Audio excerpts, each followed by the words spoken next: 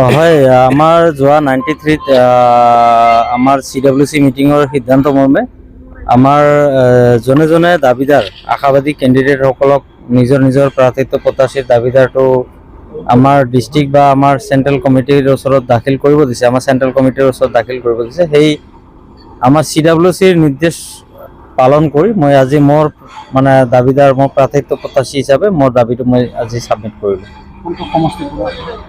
মই 5 নং পৰ্বতজোৰা সমষ্টিৰ পৰা দাবীটো দিছোঁ। মই 100% আশাবাদী, যিহেতু বহুত আগৰ পৰাই দলৰ কাম কৰি আছোঁ আৰু গ্ৰাছ লেভেলত যথেষ্ট মই চবৰ লগত কানেকশ্যনত আছোঁ। মই 100% আশাবাদী মই টিকেটটো পাম। আপুনি ৰাইজলৈ কি মেছেজ?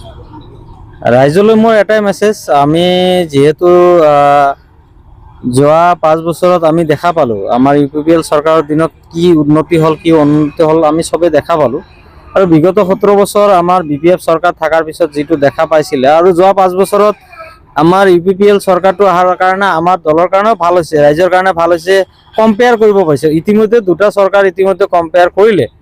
তো আমি যোৱা 5 বছৰত আজি এই 3 মাহত বা 4 মাহত যিটো আমি দেখা পাই আছোঁ উন্নতিৰ যিটো হাৰ, ডাঙৰ ডাঙৰ মানে যিবিলাক পেকেজ সেইবিলাক আমি যোৱা 5 বছৰত কিন্তু দেখা নাছিলোঁ। বহুত একদম সৰু সৰু পেকেজ আমি UPPLৰ বহুত নেতা পালি নেতাক মানে আই ঘৰৰ আধাৰশিলা কৰা আমি দেখা পাইছিলোঁ আৰু জব কাৰ্ডৰ এই আধাৰশিলা কৰা আমি দেখা পাইছিলোঁ। তো গতিকে আমাৰ যিটো হাগ্ৰামা মৈলী ছাৰ অহাৰ লগে লগে যিটো উন্নতিৰ যিটো ধাৰা যিটো বৈছে এইটো 100% 5 বছৰত আমাৰ BTC-খন আৰু বহুত আগুৱাই যাব।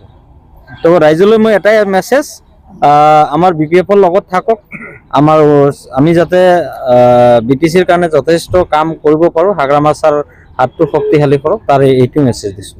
পৰ্বতজোৰাৰ মাইনৰিটি ভোট আছে। হয়, পৰ্বতজোৰাত মাইনৰিটি ভোট আছে। হয়, আপুনি ঠিকেই কৈছে, মাইনৰিটি ভোট আছে আৰু বাকী আদাৰ কাষ্ট কমিউনিটিত চবৰে ভোট আছে। মাইনৰিটি ভোটটো দেখাত অলপ বেছি আছে পৰ্বতজোৰাটো। আৰু আমাৰ BPF-ৰ লগত প্ৰত্যেকটো জাতি জনগোষ্ঠী জড়িত। পৰ্বতজোৰাত আমি যিমানখিনি তাত মানে পৰ্বতজোৰা সমষ্টিৰ মানে সৌন্দৰ্যটো এইটো মানে গোটেই BTC-ৰ যিমান কেইটা জনগোষ্ঠী আছে প্ৰত্যেকটো জনগোষ্ঠী পৰ্বতজোৰাত আমি পাওঁ। আমি পৰ্বতজোৰাত ৰাভা মানুহ আছে, গাৰো মানুহ আছে, নেপালী মানুহ আছে, আদিবাসী মানুহ আছে, মুছলিম মানুহ আছে, আমাৰ ৰাজবংশী মানুহ আছে, বেংগলী মানুহ আছে আৰু তাত নেপালী মানুহ আছে, চব কাষ্ট কমিউনিটিৰ যিমানখিনি মানুহ আছে, বড়ো মানুহ আছে।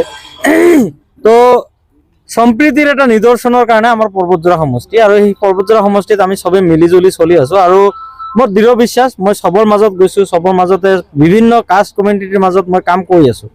আৰু বিশেষকৈ অলপ দিন আগতে আমাৰ MCLA ইলেকশ্যনৰ পিছত আমাৰ যি অৰুণোদয় 3.0, এই 3.0টো UPPL-ৰ নেতৃত্বত এইটো হোৱা নাছিলে। UPPL-এ মানে যিখিনি অৰুণোদয় দিব লাগিছিলে সেইটো সিহঁতে ষ্টাৰ্ট কৰিব পৰা নাছিলে। কিন্তু আমাৰ হাগ্ৰামা মৈলী ছাৰ অহাৰ লগে লগে আমি বহুত ডাঙৰ এটা সুযোগ পালোঁ। যিখিনি আমাৰ অৰুণোদয় মানে মানুহবিলাক বঞ্চিত হৈ আছিল, এই গোটেইখিনি ইমিডিয়েটলি দিবৰ কাৰণে আমাক এটা সুযোগ দিলে। আৰু আমাৰ DC মেডামো মোক যথেষ্ট সহযোগ কৰিছিল আৰু আমিও এখেতক যথেষ্ট সহযোগ কৰিছোঁ। প্ৰায় পৰ্বতজোৰাত মই 25,000 মোৰ ঘৰতে মই কম্পিউটাৰ বহাইছিলোঁ, ঘৰতে কম্পিউটাৰ বহাই প্ৰায় 25,000 মান বেনিফিচিয়াৰী মই অৰুণোদয় দিবলৈ সক্ষম হৈছোঁ। ইফালে পৰ্বতজোৰা যিটো পাৰ্ট আছে সেইটো তাতো কৰিছে।